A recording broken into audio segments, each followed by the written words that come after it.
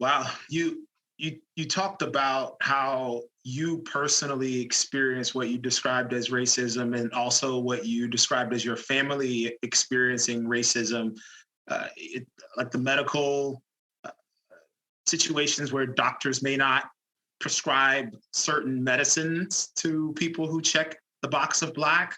You described how a, an opportunity for career advancement was overlooked, and this was, as you stated, was situated because of the way that you look. So I think what I would like to do, Will, is let's define some terms. I think it would help for those watching as well to understand that the way that and through the pull movement, some of the words that I use and the definitions that I apply to these terms may be differentiated from others. And so when I use these words, I want people to understand what it is that I'm saying. When I use the word race literally means a class or defined group. The way we have been led to believe that people are grouped together in America is based on physical appearances, most notably skin shade, nose shape, lip shapes, eye shapes, and hair texture. When we examine this reality, it is one of the most obtuse factors for grouping anything. Because there is no way, and I'm preaching to the choir to you, though there are people who will watch this in the future who don't have this same revelation that you and I share. That this grouping mechanism has no parameters at all. And so if we say we're going to put all people with wavy hair in one group, or we're going to put all people with curly hair or straight hair or coarse and coily hair in one group, that seems rather arbitrary. If we say certain people with a certain nose shape go in this group, if we say that people with a certain skin shade go into this group, the question then has to be, what nose shape, what skin shades are amongst this group to establish the members? And this has never been defined, and it cannot be defined. You know this, I know this, those who've studied this topic clearly know this. Most people don't understand it.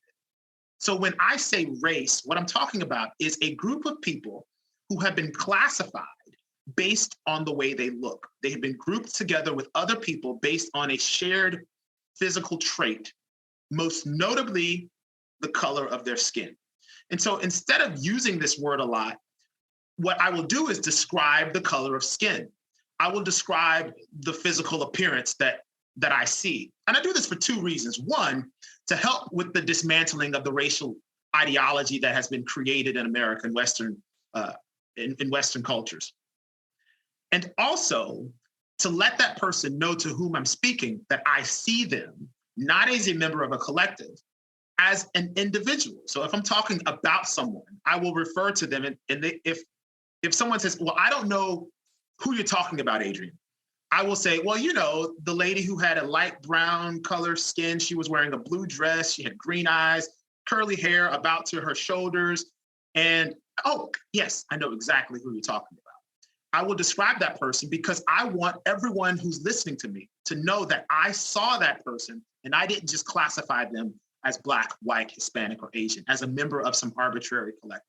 So that's first. I think defining the word race is important. And then racism. Racism is the belief in race. Now, here's the interesting thing about the nomenclature that I apply to this term. It's actually how Webster's dictionary, the Oxford Dictionary, defines the term. I mean, it's the definition of the term, yeah.